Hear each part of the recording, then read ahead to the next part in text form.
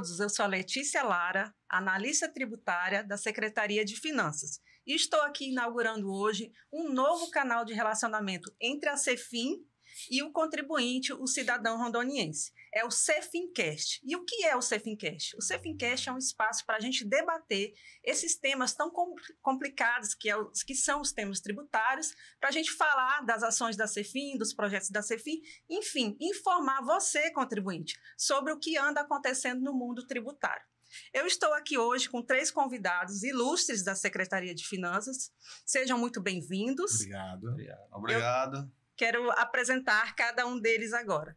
Seja bem-vindo, Antônio Carlos, o nosso coordenador da Receita. Obrigado, Letícia.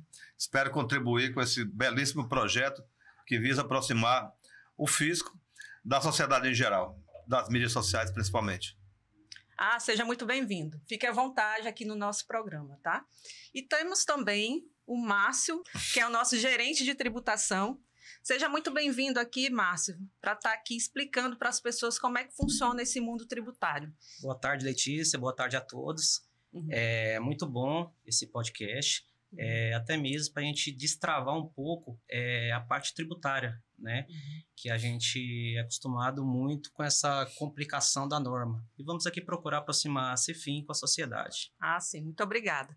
E hoje, na estreia desse programa, a gente não tinha como não ter aqui hoje o secretário de Finanças, secretário Luiz Fernando. Muito obrigada, secretário, pela sua presença. Muito obrigado, eu que agradeço. Muito bom a gente poder estar aqui falando com o cidadão rondoniense, falando com o contribuinte do estado de Rondônia, que é, de fato, quem sustenta o Estado, quem permite o financiamento de todas as políticas públicas e que tem todo o direito de ser bem informado, de saber o que está acontecendo, o que está por vir. E a gente está num momento de grandes mudanças no mundo tributário, com reforma tributária vindo. Então é muito bom a gente poder estar aqui nesse primeiro programa, estreando com temas que interessam a toda a população e que vão permitir que o cidadão se aproxime mais, como disse o Antônio, o Márcio, né? Se aproxime mais desses assuntos da área tributária e perceba que isso está muito presente no nosso dia a dia, né? Parece que é coisa muito distante, coisa só dos especialistas, mas são temas que fazem parte do nosso dia a dia e a gente está aqui para mostrar isso e mostrar que é possível, sim, lidar com o sistema tributário de uma maneira descomplicada, simples, compreensível e ter toda a condição, toda a facilidade para o cumprimento das obrigações que legitimam o exercício dos direitos da cidadania. Sim, muito bom sua fala inicial, secretário. E hoje, o nosso tema que a gente vai tratar aqui hoje é um tema que tem repercutido muito bem nas nossas redes sociais, né? Que são as isenções para PCD, para motorista de aplicativo e também as isenções para motos até as 170 cilindradas. Então, quando a gente coloca isso nas nossas redes sociais, isso, como diz a galera, bomba, né? As pessoas querem saber, elas têm interesse nesse assunto. Mas antes, secretário, da gente entrar nesse assunto das isenções, eu queria que o senhor falasse um pouco sobre a tributação no Brasil, né? A gente costuma ouvir as pessoas falarem, tem muitos impostos, eu não sei para que serve, é imposto para propriedade, imposto do carro, aí a minha rua não é asfaltada. Como é que funciona tudo isso, antes da gente entrar no assunto de isenção, secretário? Perfeito, Letícia, muito bom a gente poder conversar sobre isso, refletir um pouco do que é o sistema tributário, né? A tributação, no mundo inteiro, não é só no Brasil, ela incide, ela é exercida e aplicada sobre alguns grupos, né, de bens, de serviços ou de renda ou pela propriedade. Como é que isso funciona? São esses 3 grandes grupos, né? Tributação sobre consumo, tributação sobre renda e tributação sobre a propriedade. Normalmente isso é feito para poder capturar uma parte da riqueza que existe no país, né, que circula na economia, para financiar o Estado para que ele possa exercer todas as políticas que beneficiam o cidadão, na educação, na saúde, na segurança, infraestrutura e assim por diante.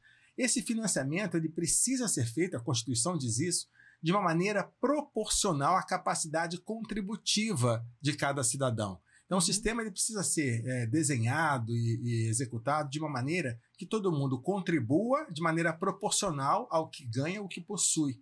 Por isso, os tributos são graduados nessas 3 categorias, renda, propriedade e consumo. Infelizmente, no Brasil, a gente tem uma carga tributária que, em termos técnicos, a gente diz que é regressiva, ou seja, ela não é proporcional a isso que se ganha ou que se possui.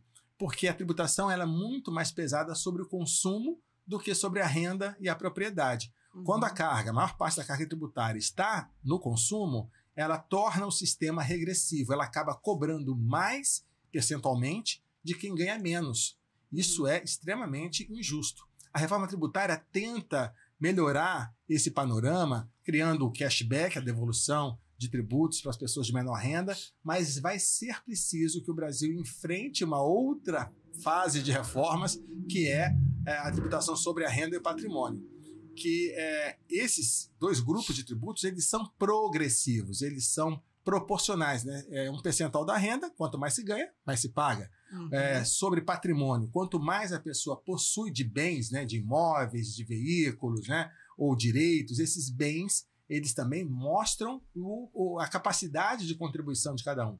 Então, se a tributação incide mais sobre renda e patrimônio e menos sobre o consumo, ela é mais justa, ela é mais progressiva, como acontece nos países desenvolvidos, os países da OCDE, né, tem uma tributação muito mais progressiva do que a do Brasil, que é regressiva.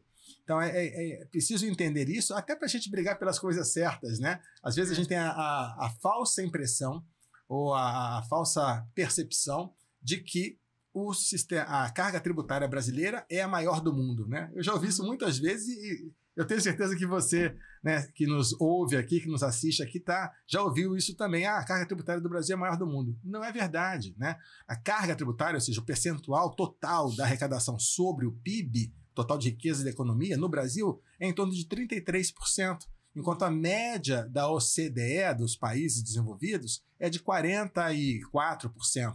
Então, assim, porque lá se tributa mais sobre aquilo que é a capacidade contributiva, né?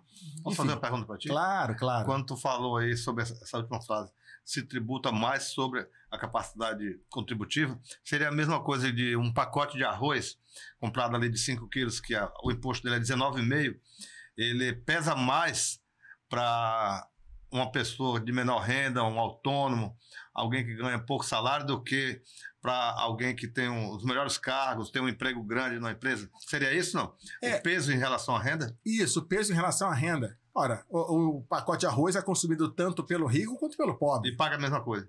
Paga a mesma coisa. A diferença é que quem é pobre consome 100% da sua renda.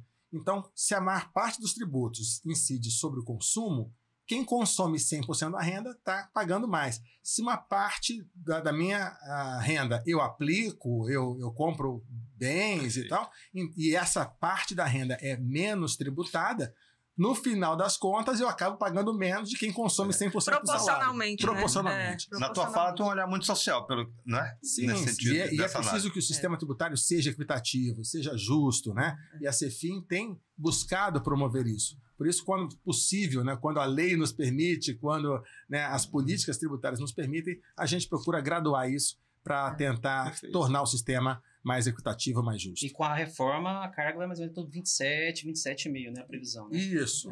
A reforma deve gerar uma alíquota de referência em torno de 26,5, 27, que é o que se prevê, né?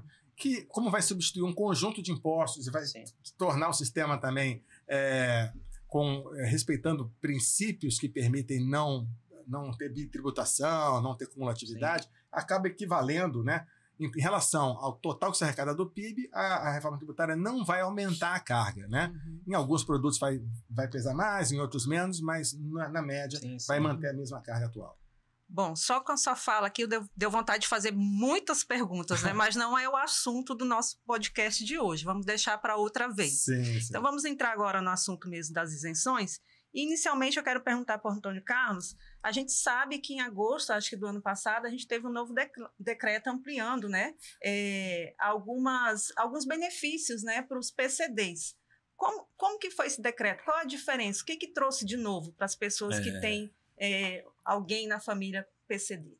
Pessoa com deficiência. Pessoa com Basicamente, deficiência. Letícia, nós temos um histórico de entrar no sistema por ano, uma média de 120 novas necessidades, novas manifestações que a população ela é dinâmica, né? Vai nascendo gente, vai tendo suas comorbidades, seus acidentes, e eles acabam entrando na necessidade de ter um olhar mais generoso do governo. E isso é no Brasil inteiro. O CONFAZ é quem regula a aprovação lá do convênio que permite a isenção do PCD, né? De ICMS. De ICMS para o PCD e o PVA do estado de Rondônia. Então, basicamente, a luta do governo, mais o parlamento, principalmente, o Ministério Público também entrou na promotoria das pessoas, de saúde, principalmente, e começou a se criar uma jornada, que nem sempre o tempo ótimo, legislativo ou do governo, ele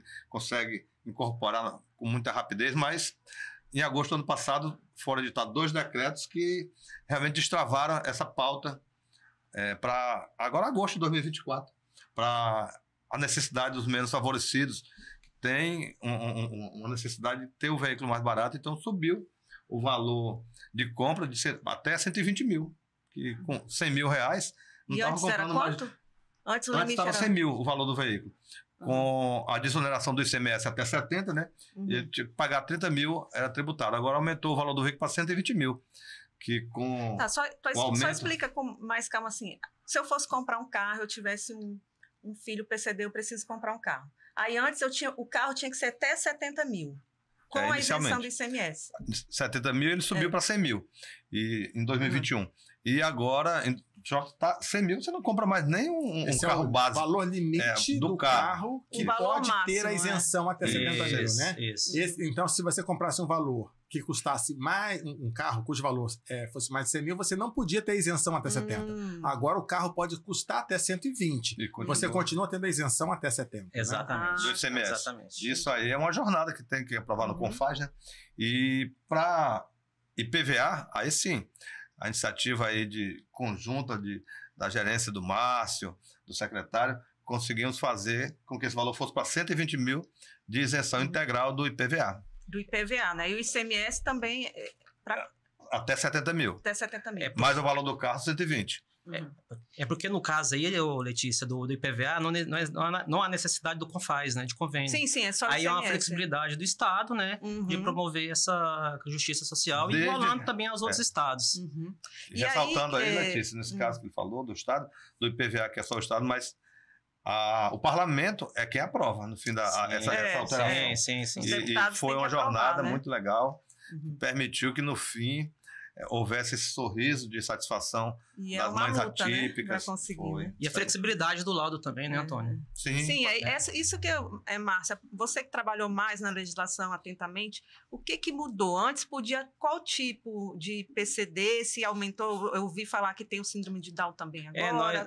O que mudou? Na verdade, nós ajustamos a legislação do ICMS. A legislação do IPVA estava desatualizada, aí inserimos a síndrome de Down, né? E também alteramos ali em relação ao laudo médico, porque na legislação do ICMS é uma exigência que passe pelo SUS, tem um laudo pelo SUS. Aí nós não fizemos a dispensa e pode ser também pelo laudo de médico particular, né? Que isso é uma maneira de destravar, porque haviam várias solicitações de que demorava muito, né, sair esse laudo médico. Até cerca de 1 ano, mais ou menos. Isso, síndrome de Down e autismo também, não é isso? O autismo também já tinha. A gente tem um detalhe aí que, assim, em pleno século XXI, a gente percebe que, dependendo quanto mais grave for a doença, mais difícil é você conseguir um laudo. Então, essa jogada técnica da gerência foi muito legal.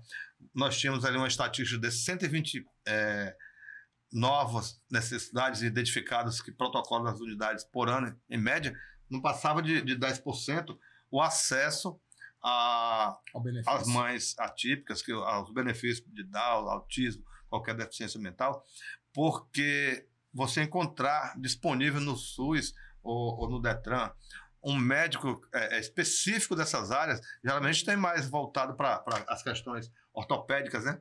Então, assim, foi muito legal isso aí, e basta que o médico, né, Márcio, ele esteja regularmente inscrito no CRM, né? Exatamente. Tanto local como federal, e vai facilitar muito, vai destravar a dor de muitas famílias que não têm acesso a esse benefício de tão grande alcance, né, secretário? Sem dúvida. Outra dúvida que, assim, eu já ouvi falar também, quando eu trabalhava no atendimento, é a questão de que o carro tem que estar no nome do deficiente. do deficiente, do PCD, ou Isso. conseguiram mudar isso ou não? Como Não, é que porque isso aí continua ainda, tem que estar no nome dele, né? o carro tem que ser comprado no nome do nome, PCD. isso, tem que estar registrado o nome dele, né?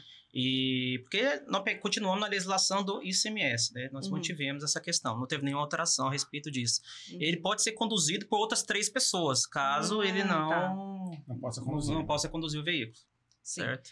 Então, diante dessas alterações todas, o que você acha, Luiz Fernando? Quais foram as vantagens para quem for comprar um carro? Quais são as vantagens para comprar um carro com essa nova legislação que a CEFIM acabou de publicar? Então, nesse primeiro momento, a vantagem é permitir a compra de um carro, ainda um carro mais básico, né? Mas pelo menos dentro dos preços que o mercado atualmente pratica para veículos novos, né? O valor de 100 mil, era essa a grande reclamação, ele estava tão baixo que era difícil encontrar um veículo novo abaixo desse valor. Então, acabava não tendo efetividade, né, o benefício fiscal. Agora, com 120 mil, né, de valor limite para o veículo que pode ser adquirido e aplicada a isenção, esse benefício se tornou mais acessível.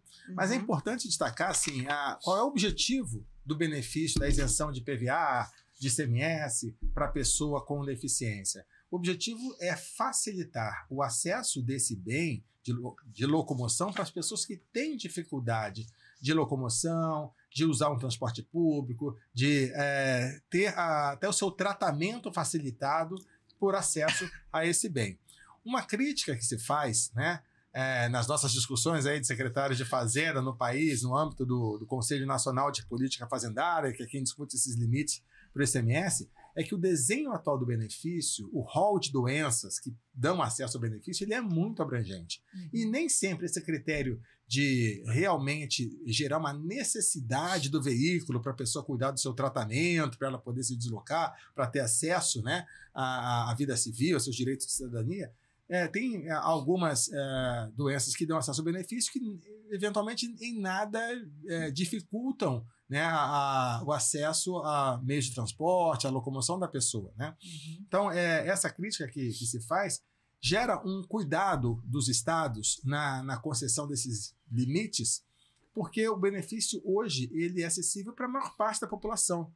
Isso desvirtua o próprio objetivo do benefício, né? Em conversa com associações de deficientes, né, pessoas que realmente precisam do benefício, essa é uma crítica. Porque, ora, o Estado é tão restritivo, por que ele é tão restritivo? Porque o benefício está desenhado de uma maneira excessivamente abrangente. Então, eu tenho defendido lá no CONFAS que a gente consiga, em articulação com as entidades de classe, da área de saúde, com a associação médica, que a gente possa definir um rol mais restritivo de doenças que realmente justificam o benefício, para que a gente possa destravar esses valores, para que o veículo possa ser de R$200 mil, para que se aplique sobre todo o valor do veículo, desde que quem vai acessar o benefício sejam realmente as pessoas cuja doença gere uma dificuldade de locomoção, de uso de transportes públicos, etc. Por exemplo, doenças do espectro autista, de transtorno mental, muitas vezes geram dificuldade da pessoa conseguir acessar um transporte público, ou gera uma necessidade constante de um tratamento. É justo que se tenha. Ok, são todas as doenças do espectro autista, depende do grau de autismo? Eu entendo que sim. Um autismo leve talvez não justifique, um autismo severo, sim. Então, acho que essas ponderações, a gente coloca o tema aqui para discussão da sociedade mesmo, né? Elas deveriam ser discutidas para que o benefício realmente alcance a quem precisa. Porque toda vez que a gente dá um benefício muito amplo, que não está voltado, não está calibrado adequadamente para o público, a gente está tirando dinheiro da saúde, da educação, da segurança, de outras áreas para endereçar para isso. Porque, querendo ou não, a gente tem que fazer um estudo do impacto, né? Quanto que vai significar essa renúncia de receita? Exatamente. A renúncia, você vai deixar de receber, né, esse imposto, e aí vai sair de alguma área. Esse imposto estava destinado para outra área, e a gente isentou? Então, como é que fica isso? A gente tem que explicar também, não é, secretário? Exatamente. Né? Toda a concessão de benefício fiscal passa, de ICMS, né? Passa por essas etapas. Tem que ter a autorização do CONFAS por unanimidade. Toda vez que eu vou dar qualquer benefício fiscal, tem que ter a aprovação dos 27 estados representados no CONFAS, no Conselho Nacional de Política Fazendária. Tem que ter a previsão orçamentária, então a gente tem que fazer estudo de impacto, calcular o valor dessa renúncia, né? Quanto que a gente está deixando de arrecadar para conceder esse benefício, prever isso em lei orçamentária aprovada pela Assembleia Legislativa. Então, todas essas etapas têm que ser cumpridas para poder dar o benefício. Então, tem que ser uma coisa muito bem estudada, né? Para que a gente consiga justificar a renúncia fiscal, a concessão de benefício fiscal.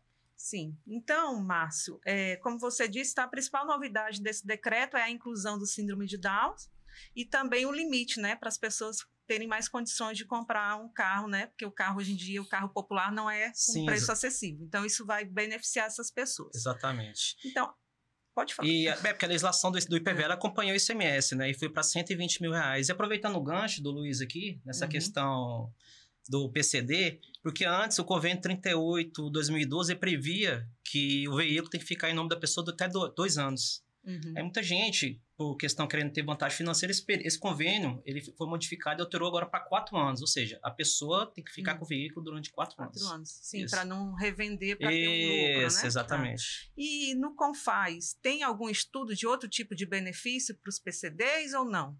Tem alguma coisa em estudo? O secretário já frisou ali que temos um grupo de benefícios fiscais. Cada coisa que sai no direito tributário, sempre tem um grupo de estudo nacional que pega um representante de cada órgão, de cada secretaria. São 3 instâncias, mas a coisa não é muito fácil, não. Porque nós colocamos no sistema 120 anos, pelo tamanho do estado, e talvez 120 novos necessitados. Mas pega um estado como Minas Gerais, como a Bahia, como São Paulo, densamente povoado. Isso representa muita coisa. Então, assim, essa conjunção de harmonia no CONFAS, ela passa muito por analisar isso. Hoje, IPI chegou a 200 mil, mas eu acho que a jornada vai ser longa para aumentar.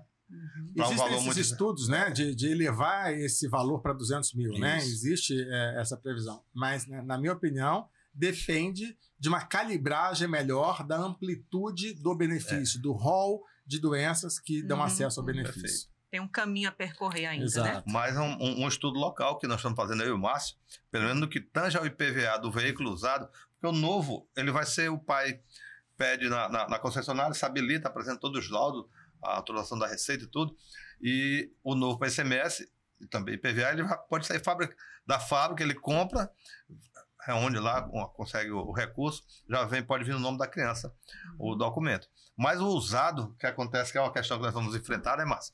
Muitas vezes compra um veículo usado e o cara financia no banco, por exemplo, um veículo usado, ele não sai no financiamento no nome da criança, alienado no nome do pai. É um conflito que a gente tem para o IPVA. E haveremos de enfrentar no futuro bem próximo, né, Márcio? Sim, já estamos olhando a legislação dos outros estados, né? Para ver se há alguma previsão nesse sentido. Por que eu estou levantando isso? Porque, ao contrário do que muita gente pensa, o governo, eu sou sócio dele, a minha renda vai para ele. Mas tem uma dinâmica tão grande, porque a lei e a legislação, em tese, é a letra morta, mas não é. Pelo menos eu acho que nessa oportunidade da gestão do governador Marco Rocha, onde nós estamos aí desde 2019, nós temos transformado os estudos tributários numa matéria viva.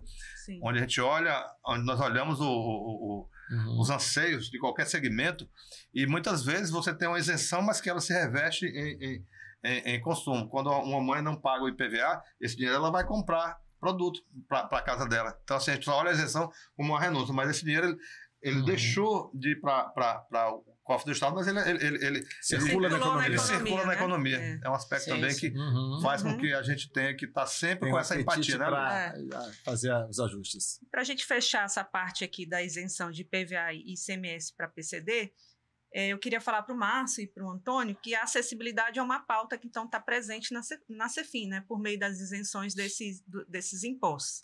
Tem outros lugares, tem outros benefícios fiscais que vocês incentivam a acessibilidade, a inclusão na CEFIM? Nós temos vários benefícios, né? Além desse aí, no caso de veículos, tem também isenção para taxistas, né? Nós também temos para taxistas, medicamentos. Sim, também, né? Medicamentos. Tem vários outros benefícios aí espalhados pelo regulamento do ICMS. Mas tinha um benefício que acho que você tinha me passado uma vez, sobre... Ai, gente, agora me fugiu. Mas fica para a próxima rodada, fica tranquilo. Não sei se era para cadeira de roda. Sim, as cadeiras de roda são isentas. Do cadeirante. As cadeiras de roda, equipamento ortopédico. Você passou uma lista que eu não anotei. Nós temos muita coisa no anexo 1 das isenções. Sim. A tributação de medicamentos, de próteses, órteses, né, equipamentos para tratamento de saúde, existe sim uma redução, uma isenção de tributos para facilitar o acesso né, a esses bens que são essenciais para quem tem uma deficiência. Inclusive os medicamentos de alto custo fornecidos pelo governo, nas policlínicas, nos postos de saúde, todos eles gozam de isenção. E nesse aspecto o CONFAS é muito sensível. Toda vez que tem uma doença cujo custo de tratamento é muito alto, é comum se aprovar isenções para facilitar o acesso. Na própria época do Covid, a medicamentos, exatamente. Na própria época do Covid. Eu lembro da AME, né, uma doença autoimune, degenerativa e tal. Então, todo o tratamento dessa doença foi isentado para facilitar o acesso, porque era caríssimo fazer o tratamento, né? Então, esse tipo de benefício fiscal, de isenção, ele tem muito acolhimento, porque, claro, é uma questão de humanidade, né, de justiça e facilidade para o acesso. Beleza, então. Continuando aqui, a gente vai falar agora sobre a isenção de IPVA dos motoristas de aplicativo, dos taxistas também, que já tinha, né? E também das motos até 170 cilindradas. A gente viu um movimento aí dos motoristas de app, né, secretário? Querendo essa isenção, ser igualado igual aos taxistas. Eu lembro que a gente tinha uma dificuldade para regulamentar isso, porque eles não têm um cadastro. Os taxistas tinham um cadastro na prefeitura, eles não têm, não tinha como a gente saber quem é Uber, quem não é Uber, motorista de app e quem não é, né? Como é que ficou isso? Saiu, né? Exato. O senhor poderia falar um pouco sobre isso? Claro. Como surgiu essa ideia na Cefim? Como começou esse movimento? Perfeito. A origem do movimento é exatamente o que você mencionou, né? Um movimento do Sindicato dos Motoristas de Aplicativo querendo um tratamento igualitário com o dos taxistas que já têm a isenção de ICMS e de IPVA para aquisição de veículo.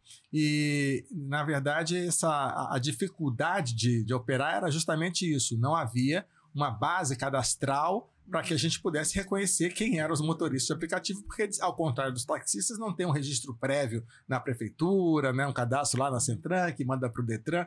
Então, realmente, isso dificultava fazer a concessão desse benefício. Mas aí, ouvindo essa categoria, com o apoio de diversos deputados, né, não vou citar quais, porque foram vários, né, na legislatura anterior e nessa, que buscaram endossar esse pleito, a gente acabou desenvolvendo critérios que permitam identificar, né, as plataformas mesmo que operam os aplicativos, né, de transporte também foram colaborativas nisso. E aí, em diversas reuniões, a gente discutiu meios para identificação. As plataformas se comprometeram a passar a oferecer, a fornecer para a Cefim as informações das corridas. A gente definiu limites, né? Tem que ter uma quantidade mínima de corridas mensais para poder dizer que é motorista de aplicativo, porque tem muita gente que eventualmente se cadastra lá e faz uma corrida ou outra, né? Quando ele está... Eventualmente. Isso. Né? E aí não tem uma renda vinculada a essa atividade. Então a gente precisou definir esses limites, definimos limites para a capital, para o interior, definimos, né, a forma de trocar essas informações, definimos que o benefício ele também não pode ser para aquele que tem vários veículos alugados, né? Então, aquele que realmente usa o seu veículo próprio ou que até aluga um veículo, mas não pode ser tão abrangente assim. Então, de uma maneira muito colaborativa, muito cooperativa, foi discutido isso com esses atores, né? O Sindicato dos Motoristas de Aplicativo, a Assembleia Legislativa, a Cefim, as plataformas que fornecem o serviço, e aí se definiu, né, a forma de concessão desse benefício, que é inovador, tem poucos estados que adotam isso, né? E esse é um caso que a gente, né, como disse o Antônio, procurou atender um anseio da sociedade que entendemos justificável, né? A gente tem que adequar a legislação a esses novos desenhos, essa nova dinâmica da economia, né? O serviço de aplicativo se tornou muito relevante na economia, então a gente ajustou a legislação para acompanhar o benefício que já existia para atender esse público específico. Sim. Então, os critérios para o motorista de app hoje, quais são os critérios? Para deixar para o pessoal saber direitinho, Márcio, por favor. Exatamente. Hoje ele tem que fazer uma quantidade mínima de corridas, né? No caso, na capital, Porto Velho, são 3.600 corridas por ano. E no interior são 1.800 corridas. E tem que ter um veículo só cadastrado. Apenas um veículo cadastrado. Tá. E aqui a gente só tem uma plataforma que atua aqui, né? Porque as nacionais... Nós temos várias, tem mais de 6 plataformas. Quando eu fui nas reuniões só tinha uma. No começo só tinha uma, depois foi expandindo. A gente só costuma pensar em Uber e Urbano Norte, né? Mas já tem o 99, tem algumas outras que eu não sei o nome. Mas o somatório, onde ele atende cada plataforma ali, faz com que ele atinja esse ticket. E todas elas acabaram, né, se integrando, né, ao benefício e fornecendo as informações. A gente, inclusive, considera as informações de um conjunto de plataformas, porque o mesmo motorista trabalha normalmente para várias plataformas. Então, esse limite que o Márcio coloca de 3.600 corridas ano na capital, que equivale a 10 corridas por dia, né? Sim. Que seria o mínimo. Esse limite, ele é a soma das corridas que o motorista faz e aí comprova que ele trabalha com isso mesmo. O trabalho dele, é o ganha-pão dele. Incentiva a formalização, né? E serviço que ele faz. E incentiva também que ele faça um bom atendimento. Sim. Exatamente. E aí os taxistas continuam com a mesma isenção de sempre, né? Sim. O taxista e os mototaxistas, né? Já tinham. E os mototaxistas o interessante também, né? desse benefício é que o uso de aplicativo depois da pandemia, ele teve um crescimento vertiginoso. Parece-me que com as questões de limitação na pandemia, muitos comércios, alguma crise econômica aconteceu, e essa saída é de um caráter social muito grande, né, Luiz? Para muita gente que estava desempregada e fizeram uma luta muito grande. Eu me lembro que quando o combustível teve alguns problemas de abastecimento, eles fecharam ali aquela avenida lá do abastecimento lá na Farquhar, né? E é uma categoria unida. Eu acho que é uma medida de justiça que o governo do estado, junto com o parlamento, implantou. E já me disseram, Luiz, que vão intimar você para a Brasília e no Ceará para mostrar como foi a experiência de Rondônia, que de fato poucos estados fizeram isso. De forma tão orgânica. As boas práticas devem ser disseminadas, sem dúvida. E aí os mototaxistas também é o mesmo... Como é que é os critérios, Márcio, para eles aderirem? É na aquisição, né? Ele vai na concessionária e ele comprova que está lá já nos sindicatos deles e compra como mototaxista. Tem a habilitação os mototaxistas, eles são cadastrados na prefeitura.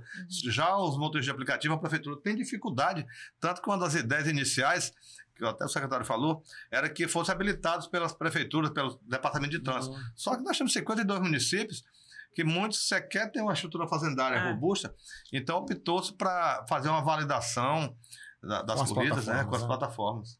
Perfeito. E quanto às motos de até 170 cilindradas, não precisa fazer nada. O benefício já é automático? Como é que funciona, secretário? Sim, esse benefício ele também foi concedido recentemente.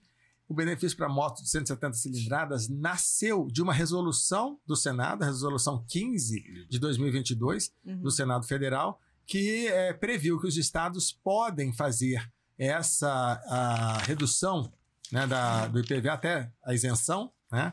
E cada estado pôde fazer isso. Essa iniciativa do Senado, ela parte da ideia de que essas motos de baixa cilindragem são motos que normalmente são adquiridas por uma população de menor renda. Então, dentro daquela ideia que a gente citava inicialmente, né, de compatibilizar a carga tributária com a capacidade contributiva, o Senado Federal entendeu que deveria ter esse tratamento diferenciado para os proprietários de motos até 170 cilindradas. Na prática, a gente vê que esse é um público que, de fato, tem um alto grau de informalidade, dificuldades de regularidade e tudo mais, e a gente viu que o efeito disso não seria nem tão impactante e beneficiaria um contingente grande da população, né? O Antônio tem até os números aí. É verdade. E aí a gente acabou concedendo esse benefício por uma iniciativa que a Cefim teve junto à Assembleia Legislativa para poder conceder esse benefício para motos até 170. Né?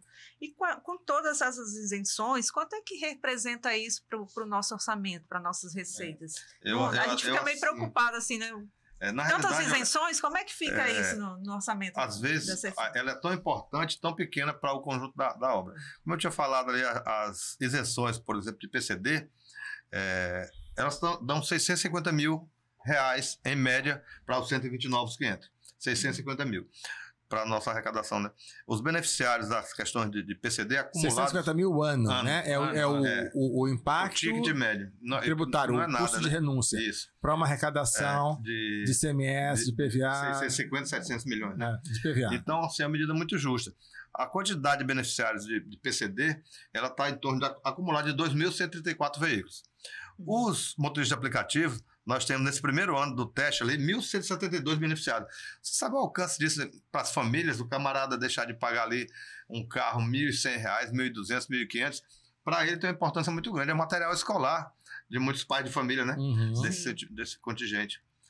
Você perguntou sobre o impacto também das motos até 170. Os números, todo esse as motos até 170, nós temos uma base de PVA anual em torno de 573 milhões. É o que se arrecada de PVA por ano, né? É lançado. Arrecadado 427, dá uma média de 13% de inadimplência. E o segmento específico das motos até 170, ela representa, acredite, 49% do total da frota, com um lançamento apenas de 10%. Ou seja, é um alcance muito grande. Alcançou 354.197 motos. Isso é de uma repercussão social que me deixa assim, como homem público. Do conjunto de veículos emplacados, licenciados, as motos representam 49%. Mas no valor arrecadado de PVA, 10%. 10% do valor, dá 53 milhões ano. E o que é que acontece? O mais interessante, Luiz, que a gente debateu muito, é que o poder aquisitivo de quem tem uma fanzinha pagando R$120 ali, você vê ali, é muito pequeno e o cara precisa, ele sai de uma bicicleta nesse trânsito ali, Porto Velho é uma cidade o tempo todo nesse crescimento tremendo, e ele quer sair da bicicleta para a moto. Da moto ele quer ir para o carrinho usado. Então, você ter esse abraço a 354 mil pessoas é muita coisa. O que justifica o benefício é isso, né? A gente tem um alcance social grande com um impacto tributário pequeno, que não é tão significativo, e a inadimplência do IPVA se concentrava muito nesse segmento.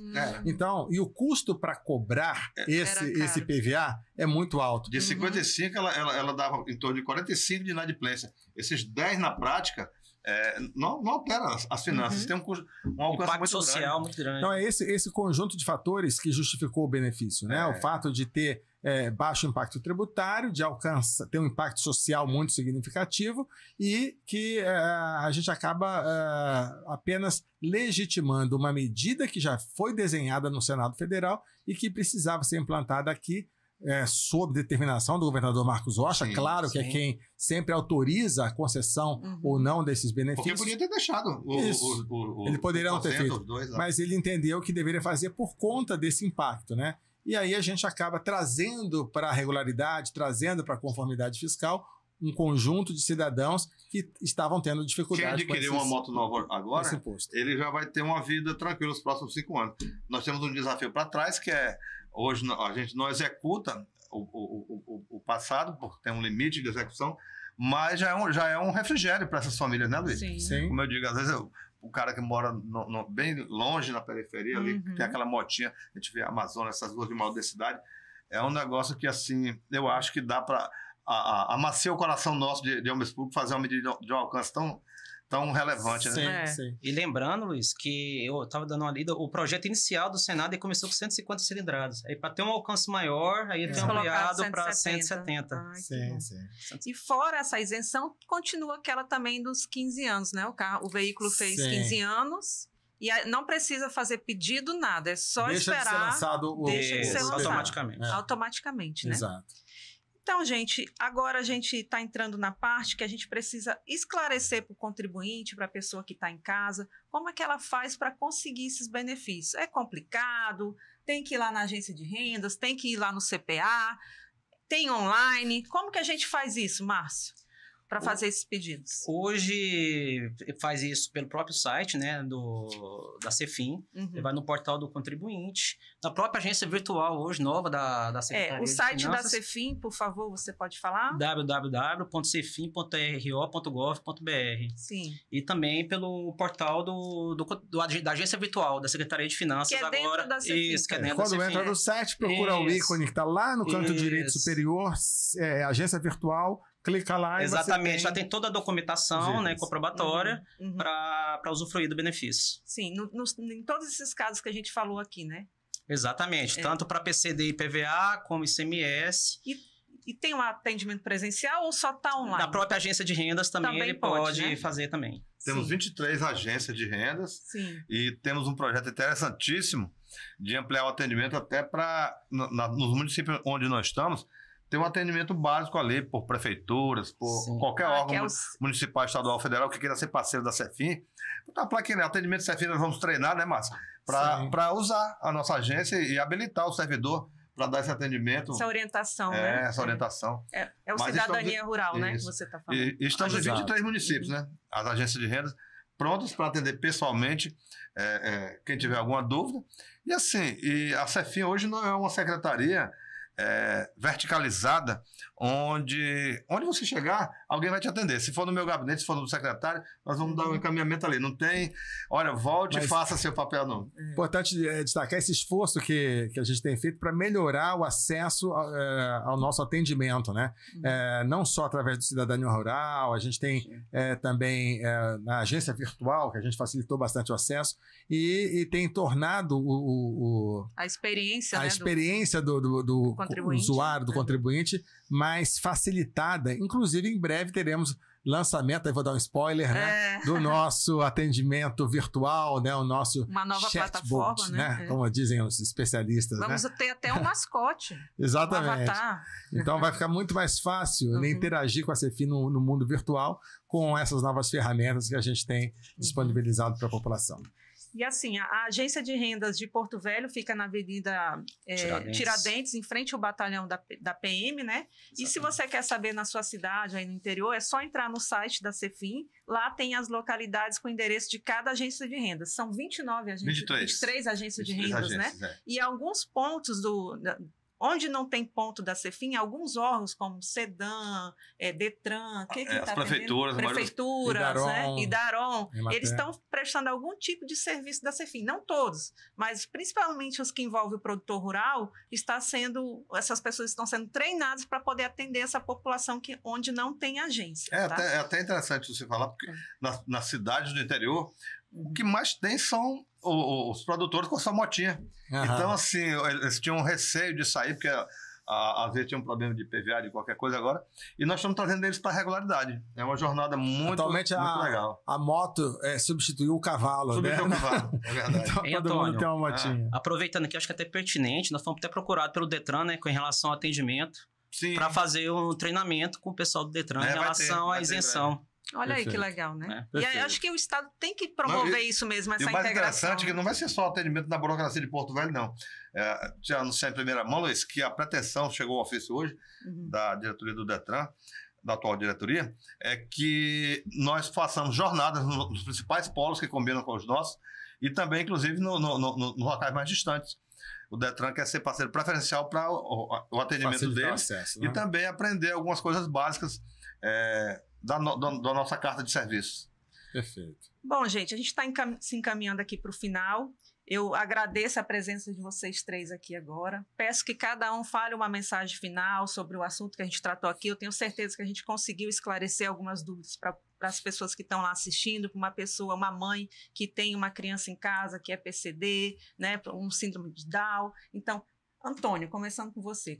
Fale sua mensagem final. A mensagem final que eu falo é para que a população tenha confiança nos seus agentes públicos, principalmente do governo do Estado, porque nós vivemos um quadro onde a sociedade exige que nós tenhamos empatia para sentir suas dores, sem deixar de fazer o nosso serviço, mas o nosso papel é esse, é de expor quais são as normas, tentar atender com a maior presteza possível e resgatar essa confiança no poder público, que por muitos anos ela foi muito vilipendiada, onde parece que havia até um ânimo de dizer, olha, o governo é meu inimigo, mas o governo não é inimigo, ele é o prestador de serviço de quem paga seus impostos, tá certo? Verdade. Essa é a minha profissão de Muito fé, bom, Antônio. que eu passo para nossos amigos aí do estado afora.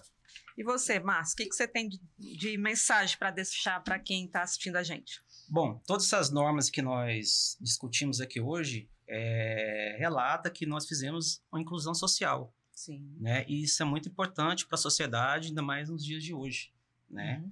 E foi muito bom esse podcast, principalmente porque acho que nós tentamos aqui tratar de uma forma mais descomplicada possível e passar uma mensagem, né, para a sociedade rondoniense, e que isso aqui possa ser um canal que possa facilitar.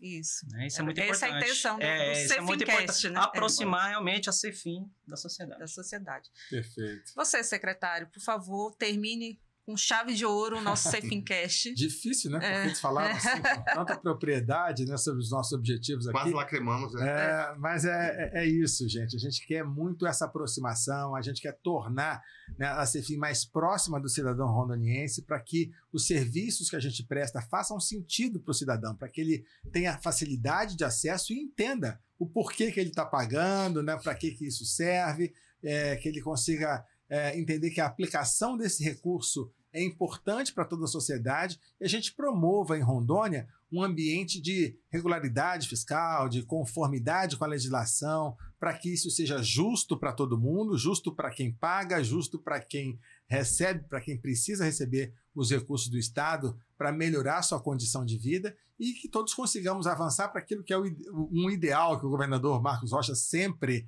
repete para a gente. A gente precisa tornar Rondônia um dos lugares melhores para se viver nesse país. Para isso, as coisas precisam funcionar bem. E a Cefim quer ser parte disso com a sua ajuda. Então, se você puder até nos dar retorno sobre essa comunicação que a gente está tentando fazer, sobre os nossos serviços, a gente vai ter muito prazer em ouvir, em ajustar as nossas práticas, os nossos processos, para prestarmos serviços cada vez melhores, cada vez menos penosos para a sociedade, cada vez mais benéficos, para que todos entendam que vale a pena contribuir e receber os benefícios que o sistema tributário gera para todos nós. É isso aí. Então, gente, eu queria agradecer a presença dos três aqui, Márcio, secretário Luiz Fernando e coordenador Antônio. Agradecer a você que está aí assistindo. Espero que tenham sido úteis tudo que a gente falou aqui e te ajude no seu dia a dia a melhorar a sua vida, como o secretário falou, que é o lema do nosso governador. E quero convidar também agora vocês para seguirem as nossas redes sociais, @cefim_ro. Qualquer dúvida, entrem no site da Cefim, cefim.ro.gov.br,